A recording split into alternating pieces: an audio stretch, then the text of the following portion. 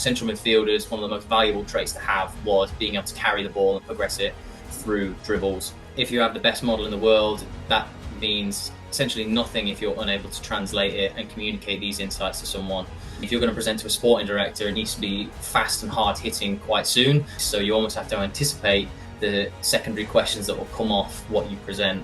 Data was then the funnel process. It was be at the start and at the end process. Essentially, the onus was on me to go ahead and learn. So that was using SQL and using Python. So these are my two primary languages that I use. Data can't capture everything perfectly, and sometimes you're at the mercy of providers being able to capture that as well. But why is that? What is the data pulling out that we're not seeing, or vice versa? What's the data not being able to see? Hello and welcome back to the Chris Gill podcast, and today's guest is Sam Radford. So Sam is currently a data scientist at Championship football club Norwich City, and before that he spent time as a recruitment analyst at Rotherham Utd and also some time interning at Sunderland whilst undertaking his master's degree in performance analysis. So in this conversation we speak about Sam's journey from actually outside of football, so what he did at his degree and how he transitioned into the world of football, what he got up to in previous roles, what he currently gets up to in his role at Norwich, and also how data is being heavily used within the recruitment process. So just a quick reminder before we get into the conversation, if you haven't already done so, please do subscribe to the channel, and if you do find value from this video, please consider giving it a thumbs up. So without further ado, let's get into the conversation with Sam Radford. Sam, welcome to the podcast. How are you doing today? I'm good, thank you. Chris, how are you? I'm very well. I'm looking forward to speaking with you. I don't know if you've seen, but I put a little post out on LinkedIn this morning saying that I was interviewing a data scientist from a Championship football club late this afternoon. So feel free to send some questions in. And to be fair, it's probably the most popular one that I've had. So there's a couple of comments on, but I got about 10 or 12 messages from people asking questions. So it seems like it's a topic that people want to learn more about and hear more about from someone that's in that position. So yeah, I'm looking forward to this conversation, Sam. So what I'll do first off is I'll pass it over to you. Give yourself a quick introduction for those that don't know who you are. Okay, my name's Sam. I work at Norwich City Football Club as a performance data scientist. This is my third season now working in football. I'm privileged to have worked at Sunderland as an intern during the League One playoff campaign. I worked at Rotherham, not last year, the year before, in the 22-23 season, where we managed to stay up in the Championship. And then also I was at Norwich last year. So technically, no, this is going into my fourth year now of working in football. I have background with a bachelor's degree in engineering before making the switch into sport in my master's year, where I did a master's degree in sports performance analysis. Yeah, nice. So, well, before we start recording, we mentioned Sunderland. People which watch this channel will probably know I'm a Sunderland fan, so we had a little chat about the playoff final there, so that was good. But yeah, so Sunderland Rotherham, you're going into your second season at Norwich. So I wanted to mention your education first off. You mentioned it there, Sam, in terms of from that engineering background. So I've interviewed other data analysts and data scientists before on this channel, more so people that are working with companies and organisations rather than clubs, and especially in an English club. And a lot of them seem to come from the economics background. You're a little bit different. You're the first one that comes from the engineering background. So what was the crossover there? What kind of skills were you doing there? And at what point during that engineering degree did you think, I want to go down the sport route and not the engineering route? So it's funny you should ask that. That is exactly it. At the end of my 3 years of doing an engineering degree, I'd had enough. It just wasn't for me. I realized the hardcore engineering side of things just wasn't where my skill set was. As much as I enjoy tackling and problem solving and being able to have that creative nous on things, being able to present things and also use my skill set in a more interesting way for something I'm more passionate about, particularly sports, was somewhere I just knew I wanted to go down. So having that ability with the transferable skills was when I reached out to Donald Barron, who's the head of the master's course at Loughborough.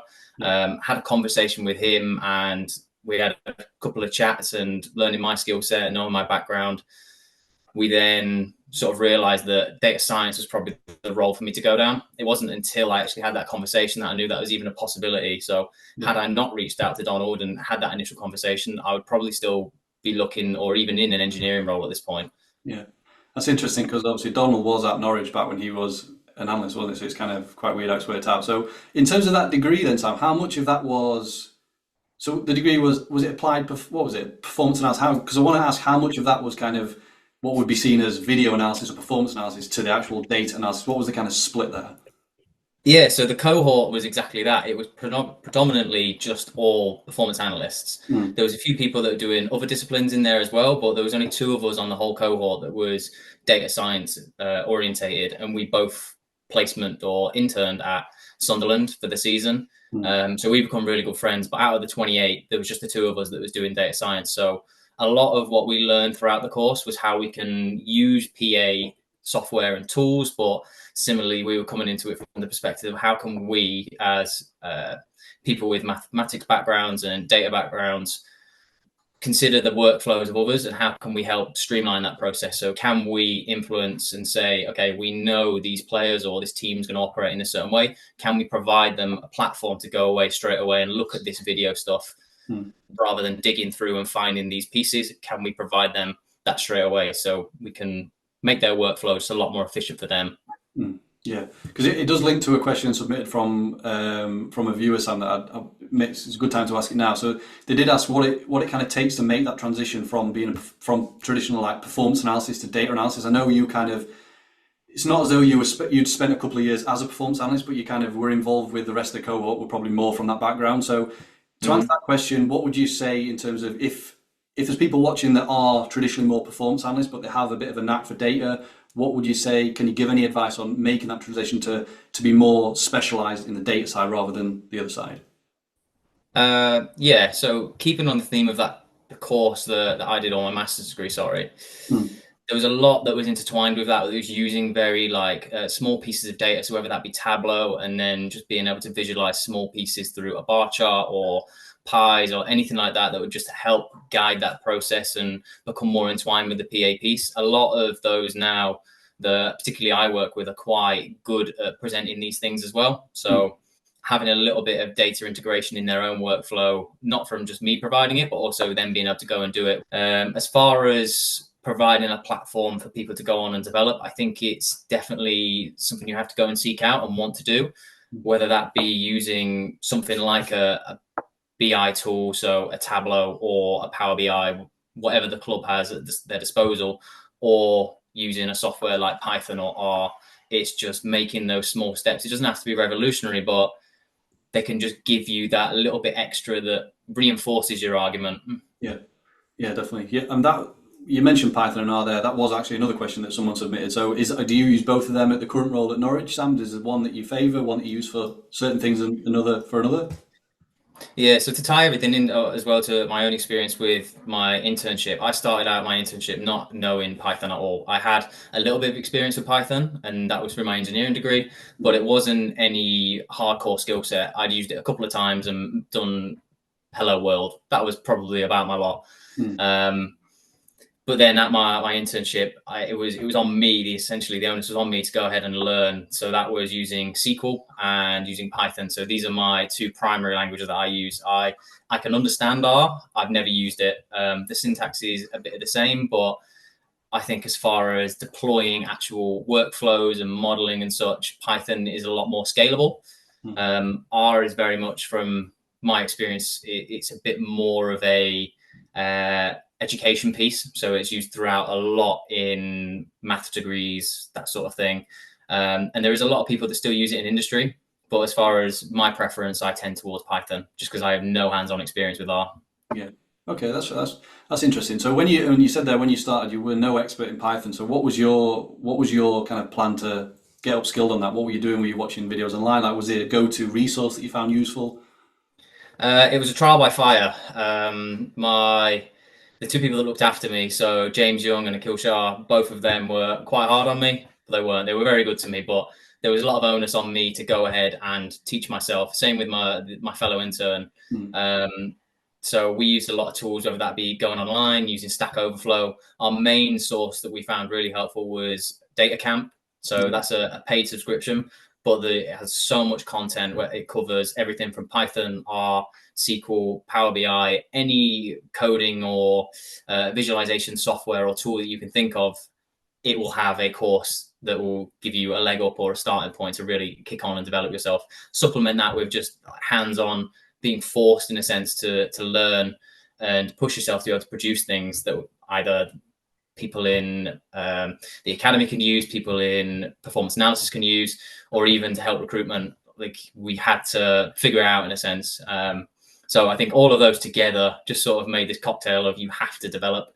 Okay, so I hope you're enjoying the video so far, but I have a really quick interruption for anybody with an interest in video analysis. So if that's you, please do click the link down below the video for In Play Online. So just to give a quick overview, because I think it'll be relevant to a lot of people that are watching this particular video. So In Play Online is a cloud-based video analysis software. So it allows you to tag your videos, and when you've done your tagging, that includes adding labels, adding comments, adding notes and voice notes even, and you can even illustrate and draw over your clip. So if you are an aspiring analyst looking for your job and you want to create a portfolio of work, if you're a scout looking to make your kind of reports a little bit better and more animated, if you're a coach looking to get into analysis a little bit more, then this tool will be great for you because it starts at just £15 a month. So once you've done your analysis, you can add all the clips to different playlists, which can be downloaded and exported offline. You can put them into presentations and also share them to different people within your team. So it comes with a whole bunch of other features, but I'll let you click the link down below if you are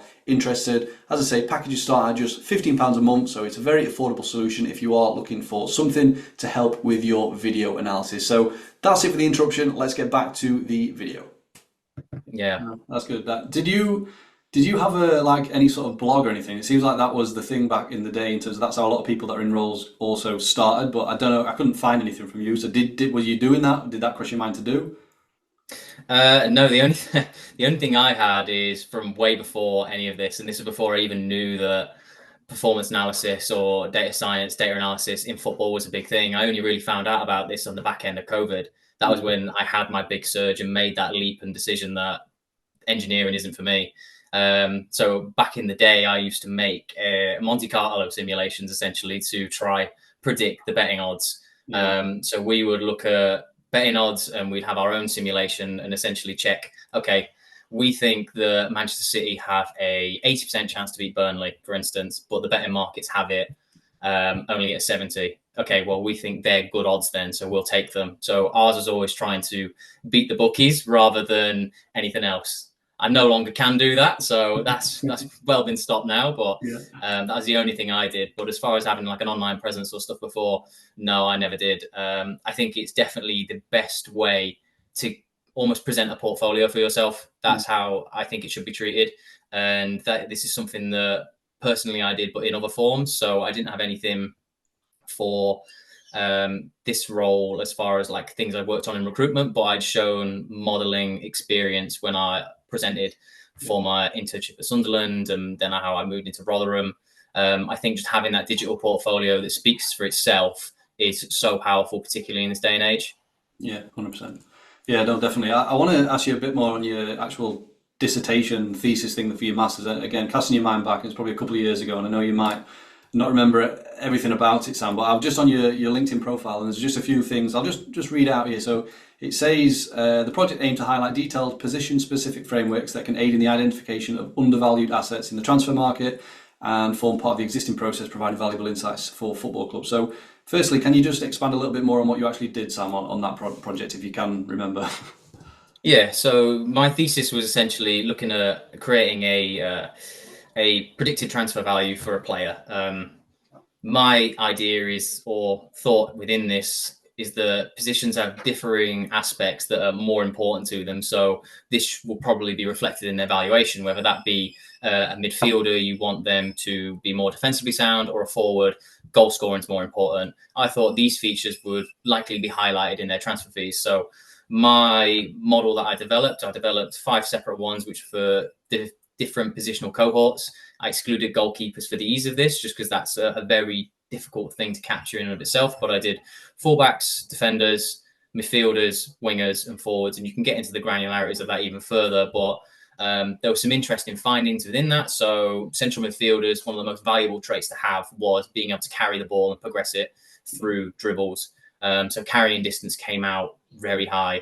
So for this project as well, I just used FBref data as well as mapping that with Transfermarkt, just so then we could get the valuations from Transfermarkt, but also some advanced statistics, let's say, with using the FBref data set. So that being XG and that sort of thing, that's maybe a bit more than just the event level pieces. Yeah. Definitely. So more on the actual internship at Sunderland then. So how did that work, Sam? Was it remote? Were you in at the club alongside your masters? How did that look? Yeah, so my internship at Sunderland, I spent most of it remote, Mm. um, which was both a good and bad thing in the I was able to carry on with my studies, but also it wasn't at the training ground all the time. We did go up quite a lot early on. So me and my fellow intern, we went up. We went up on a Monday. We'd stay there till Wednesday because then our Wednesday we had lectures. So we'd come back down for the Wednesday and do that session. Um, yeah, as far as the things I focused on, my very early on, it was about developing basic tools for the usage of post-match analysis. So when I went to Sunderland, they had nothing. They just started their data journey, and they had a lead data engineer that was responsible for setting up essentially the main sort of data pipeline for everyone.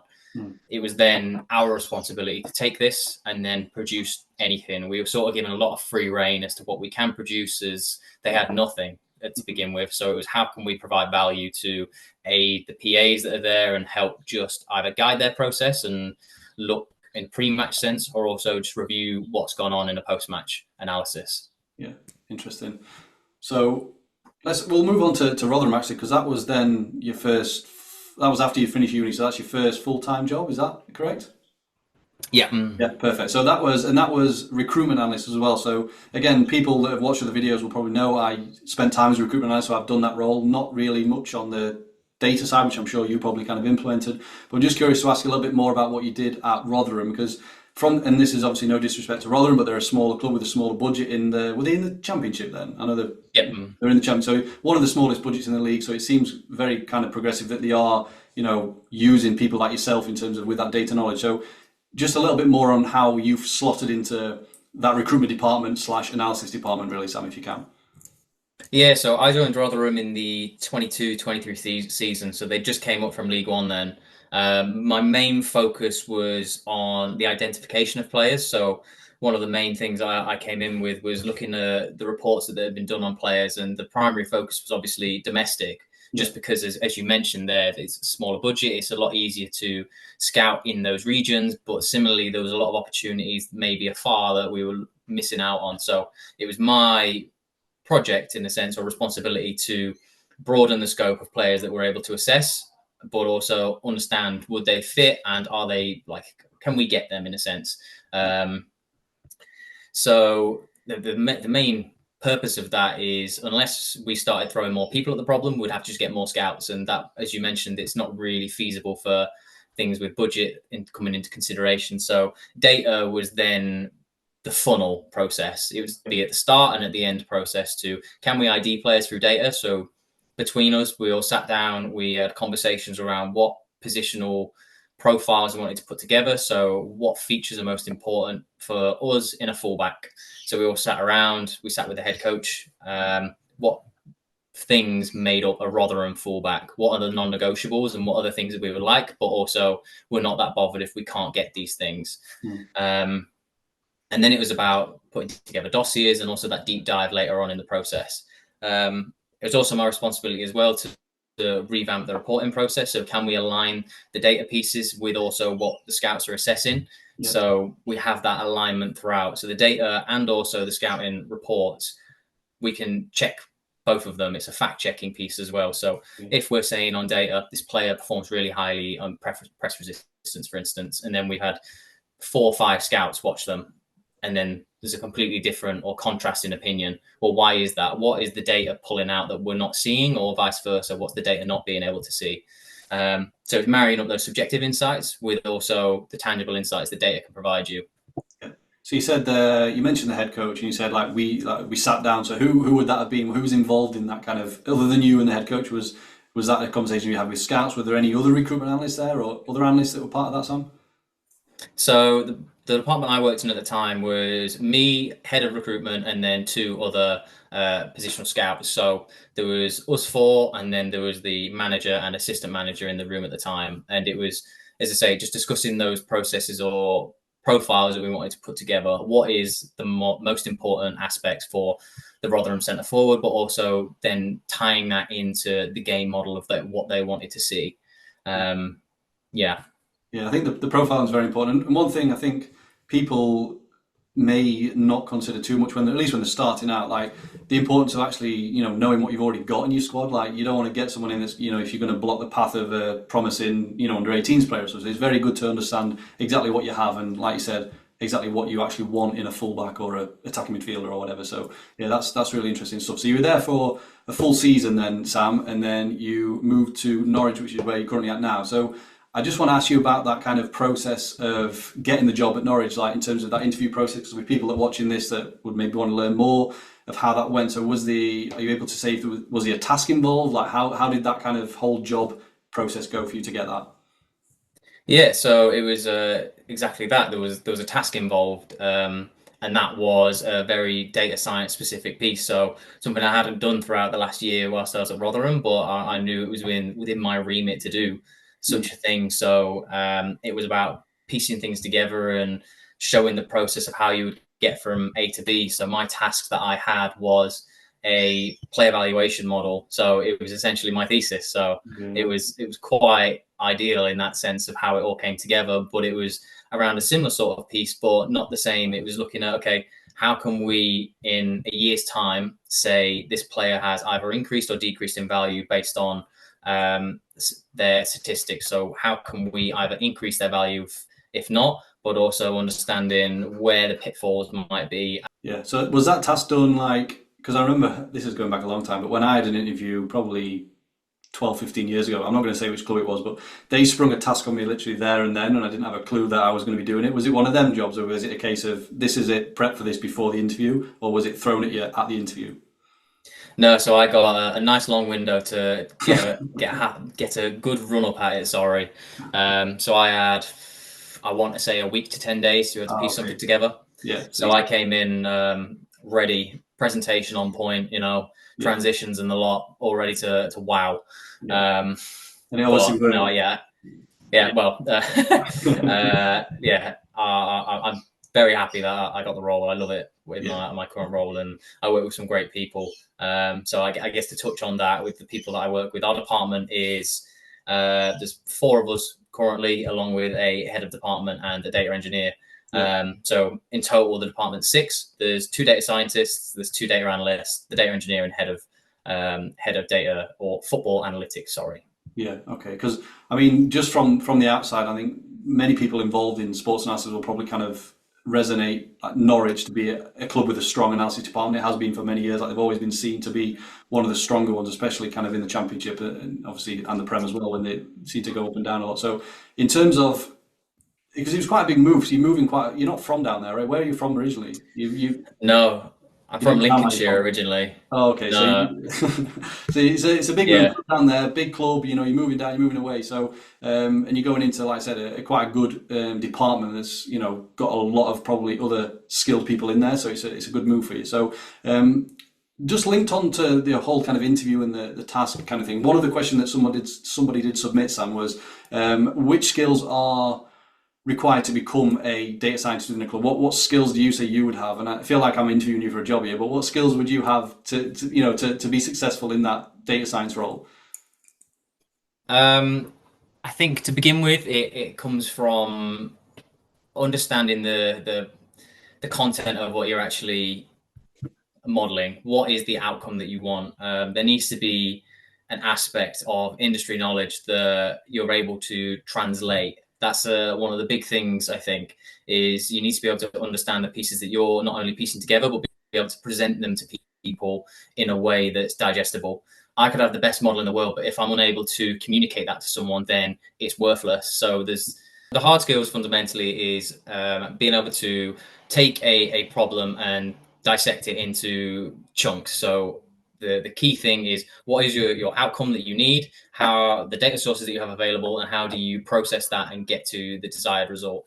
Um, Throughout that process, then is how can you communicate the outputs, but work through the problems that you have. So if you have the best model in the world, that means essentially nothing if you're unable to translate it and communicate these insights to someone.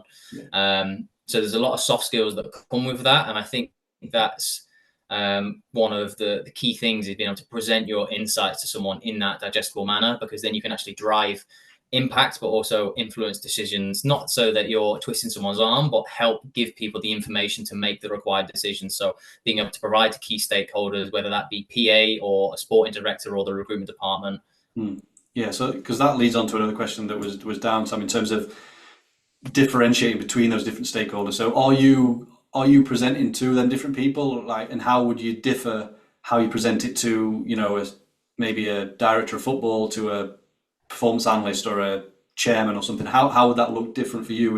Have you found that certain kind of types of roles reset better to data, or they like it in different ways? It's very subjective, but just on the point of kind of delivering to different people, really.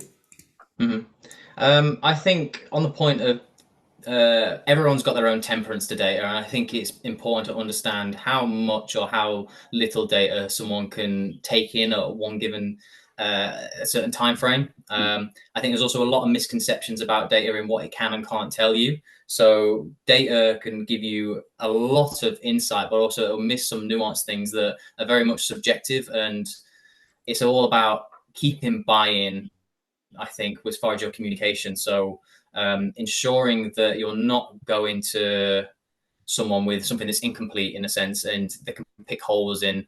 You've got to be able to present things in a way that's messaged down. So, as I say, you would present very differently to a sporting director as you would to an analyst. To an analyst, it's someone who their role is to uncover insights in a mass preparation sense. So you can give them a lot more to almost churn through and understand and interrogate for themselves, and then align that with the video process so they can present things to a manager. Similarly, if you're going to present to a sporting director, it needs to be fast and hard hitting quite soon. You can't go through all of the nitty gritty to understand. That's a secondary piece. So you almost have to anticipate the secondary questions that will come off what you present. But it needs to be delivered in a way, as you say, that's digestible. So you need to know your audience and what the time frame is you're going to have to be able to have these conversations with them.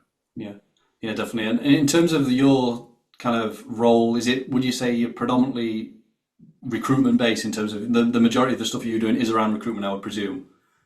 Yep, 100%. I've spent most of my time over the last 6 to 12 months working on how can we not only ID players through their characteristics, but how good are these players at these things as well. I think personally, with discussing ideas around players, there's two primary focuses there: stylistic, but also qualitative. So how good are you?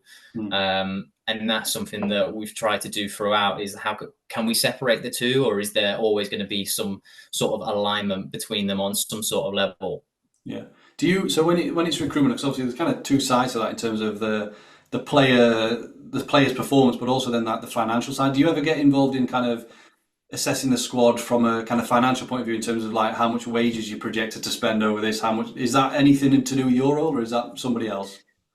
No, that's nothing to do with my role. As much as I would love to be able to do these sort of projects, given the current state of the finances that's publicly available with football, I don't think it's within the realms of possibility anytime soon. The only real source we have is Capology or Transfermarkt, and there's some other sites as well that we can sort of get an idea around, but the accuracy of them is just not quite there yet. Until we get to a stage where it's like the MLS, where you have to project and show the finances that are being offered to players, or we go to an NFL model where everyone has to disclose the finances that players have, or even for something a little bit different around injuries. Until you can get to a stage where everyone's giving this information to everybody else, you can't take really any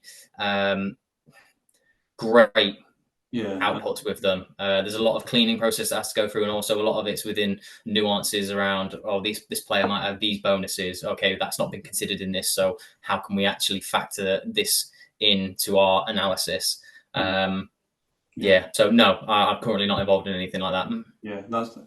I think it's obviously data can be used in lots of different ways. It seems still, although there's a lot more roles coming up, it still seems that clubs can do a hell of a lot more. It's just obviously the resources and getting the personnel in, and also, like you said, the accessibility of data from other clubs as well. So just back onto kind of recruitment stuff, because just linking back to a previous episode with Craig from Skill Corner around kind of tracking data and how that's used. Do you have anything? Are you using tracking data with the kind of workflows at all, Sam? No, currently we're not using any tracking data at the moment.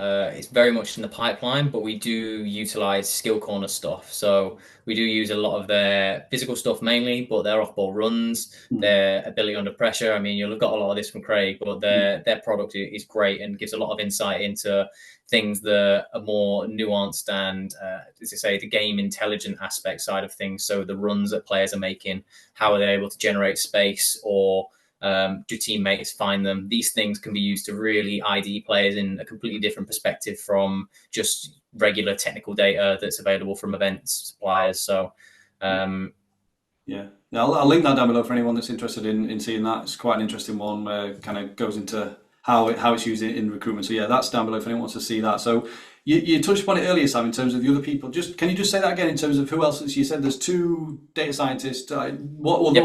other roles are you working with? Just so I can.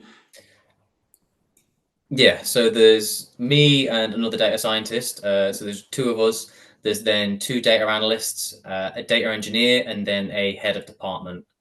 Okay, cool. So, because one question that somebody did submit was, how would you, let's say, again, this is not specific to Norwich, you're at a different club, and how would you go about kind of, what would the requirements be to build out a data team? Like, what would be the most important role that you would say would need hiring first, and then how would you then expand that if you were, I know you're not charged with building out a department, but if you were, where would you kind of start?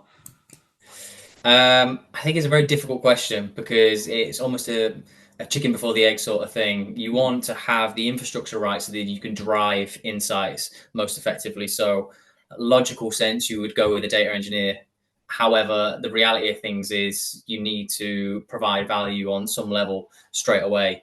Yeah, So, I think the most logical sense would be either with a very good data scientist or a data analyst that can provide these sort of soundbite insights that just help drive yeah, that process and just chip in where they can, whether that be in recruitment, whether that be on a match analysis level, or even in sports science and academy sense. It's just how can you use a non-biased output in driving those decisions. yeah. So I think my vote would be on a data analyst. Yeah, interesting. Nice. Okay, so if you've made it this far into the video, you must be enjoying the content. Either that or you have simply fallen asleep. So whichever one of them it is, you probably won't mind me asking you for a quick favour. So as you know, I'm always looking to grow the channel. So the bigger the channel gets, the more people we can reach and impact, but also the bigger and better guests we can invite onto the channel to have these types of chats. So with that in mind, if you haven't already done so, I would very much appreciate it if you did hit the subscribe button down below the video. The stats are showing around 25% of viewers are subscribed. So there's a big chunk of you that are watching the videos, but you haven't yet hit the subscribe button, but I will let you off because you can do it right now. It's free and it literally takes 1 second. So if you go down, click the subscribe button, it would mean a lot to the channel and help the channel to grow. So that's all for now. Let's get back to the video. I want to ask you just in general then, in terms of if you can give a kind of an average day, but I want to split this into 2 points. So an average day during the season, but then also because I presume you're not there on match days like a traditional performance analyst there. So what can you say? What would you do on a typical week, Sam? Like and who would you be conversing with? Who would you be working with on an average week? So I'll start off by saying the off season. The off season has been very busy for us. In fact, it's probably the most busy time in the year for us. This is when we will spend the time to either revisit previous models. We'll check they're still producing the outputs that we like. Are they still in tune? Do we need to make any changes to them? And then there's the revisiting of report. So is there any additional pieces that we need to add? Is there something that the coach really wants to see this season, or are we changing to a different game model? Can we align our reports to really provide insights in that sense? Otherwise, throughout the season, it's how can we converse, or me personally, it's how can we converse with the recruitment guys to get them to be looking at players in the right places, whether that's filling holes from a start of the funnel, as I mentioned before, or in the latter stages and a deep dive on these are the players that have been identified. Okay, well, now I will piece together, here's some data sound bites that are, this is assessments against what we've currently got in the building. This is their projections. How do they fit? This is their profile. Similarly, just pulling and creating all that information together so that we can give the scouts the most time back possible so they can spend time looking at players and trying to ID them, but also following up on targets. Yeah. So just because you mentioned scouts again there, I just want to flick back to, I think you mentioned it around your Rotherham position in terms of aligning the scout, like the data collection? Because at the end of the day, like, scouts are they're out there, they're data collectors at the end of the day, like they're watching. So just if you can, Sam, just expand a little bit on that kind of alignment. So were you kind of being specific with the scouts exactly what you wanted? Did they have a set report that they would fill in, looking at specific things that you would have set for that particular position? How did that look? Yeah, so touch on the Rotherham piece. It was exactly that. It was we designed the player profiles early on with the position groups in mind. So how does a wing back look? How does a fullback look? How does a centre forward look? And then we had very bespoke, but also broad enough pieces that we could get nuance through the report. So we want to assess pace, for instance, for a centre forward. Well, then the scouts would have a score between 1 and 5, for instance, and then they would write a piece about that, or there'll be a free text box for them to write this information down, anything that they noticed in there that's particular to the player, and then a summary of, say, the physical category. Then this would move on to the technical stuff, and then also the out of possession and leadership, for instance. We'd want to capture as much as we can around the players, and then for me, I would then check that against the data. Okay, the pieces that we're able to align and we're able to assess uniformly, well, how do the scouts view them? So the in possession, out of possession. Are the data and the scouts aligned? Because in my role at Rotherham, we weren't fortunate to be able to have skill corner. We couldn't have the physical side of things as well. So this was very much more on the scouts' expertise. So we can align two pieces, but we can't align that one. So it's about creating as much alignment as you can so that you're fact checking yourself and decisions aren't being made on a whim or someone really likes this player and there's bias creeping in, because that's the big thing as well, trying to alleviate as much bias in the process as possible. Yeah. Yeah, interesting. Because I suppose there's obviously, when you say kind of what does the typical fullback look like, I think people will think straight off in terms of their, do they get forward, do they make crosses, do they, do they? But then there's also things like, what's their age, like how many appearances they made, and all that sort of stuff. But then also on the top of that is, are they even in budget? Are they even available? So there's lots of different things Yeah, that can kind of play. They're all at play at the same time, which is that's why recruitment is so difficult. exactly that. And I think the way that we put it together was to be able to try derive the nuanced positions that players would play. You're going to have players that are a high and wide wing back that maybe are even operating like a left winger at times. So you need to be able to give the scout free text to differentiate that person from someone that's playing as a fullback. Yeah. If you're looking on a team sheet, they're going to be lined up the exact same way, but we know data can't capture everything perfectly, and sometimes you're at the mercy of providers being able to capture that as well. So to have eyes on and use other tools as well to assess players' roles, that's important. And you sort of said it yourself there. You have some fullbacks. The general notion is, okay, I want him to get high. I want him to put crosses in. Well, we might call that an attacking fullback.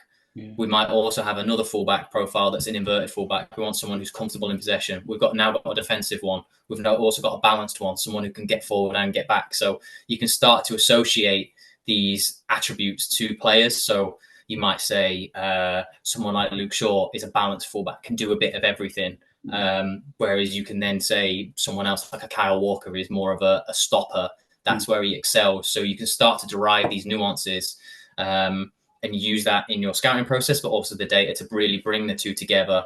Yeah, and I think there's obviously more, because even in the Championship, well, like any league really, there's a big disparity between certain clubs in terms of, like you mentioned, your data department. There'll be some clubs in the Championship which don't really have a data analyst at this point. I'm sure, like the smaller clubs further down. So it's all about kind of when they see the value, more opportunities will kind of come about. But then also, as more people are doing different things, I think that's kind of what triggers kind of innovation as well. Like people see what other people are doing, and it kind of goes from there. So in terms of then trends, but also new skills, really, Sam, how do you personally keep up with what's kind of going on? How you mentioned kind of, was it data camp, Stack Overflow, things like that you used at the start? Are you still using them now? And like, what are you using to keep yourself in tune with, keep yourself up to speed, really? Yeah, so quite a funny one is I will very often check LinkedIn. I think LinkedIn for me is one of the best places to see what's going in and around the industry, as far as people doing research, publishing papers, or any interest in conversations that are happening, the conferences. There's so much networking now that I don't think previously was happening. There was a lot of people that was closed door, no one wanted to share, but I think that sort of shifting now, and it's coming to a stage where you're able to have these relationships with non-competitors. So even deriving insights from other industries, I think that's a big thing as well. So looking at what's been successful in NFL or basketball or baseball, for instance, the American sports really have pushed the boundary as far as what's capable. I mean, the level of data that we have available in football and the complexity of the information that's there is so much different to something like a baseball, where it's a 1v1 encounter for the most part. You've got a batter and you've got a thrower. In football, you've got 22 different people. You've got a manager on the touchline for both teams. You've got a ball in play. You've got a referee as well who's going to bring added chaos. You've got all these moving parts, and compared to the funding that goes on in a basketball or a baseball sense, we're miles behind. Yeah. So I think one of the big trends you're going to see in the industry is a shift towards more impotence being put on, or more value, being added in a data department sense. I think it's going to be something that blows up probably over the next 5 to 10 years, as far as what not only is being produced, but also the amount of staff that clubs are going to look to assemble, just because there's so much you can do with it that maybe at the moment it's being underutilized. As you say, there's clubs in the Championship that probably only have 1 or 2 data analysts, and you throw 2 more in there, well, then you've doubled your production, and you can give someone the freedom to go and do a research project, whereas at the moment maybe they're doing day-to-day tasks and managing a dashboard, and obviously they're having value and impacting things, but maybe they can look as a long-term piece. What are the trends that get you out of the Championship? What are the trends that keep you in the Premier League? And can we assess our squad against these? Are we going in the right direction? You can start to ask these broader questions rather than the smaller things, let's say. Yeah.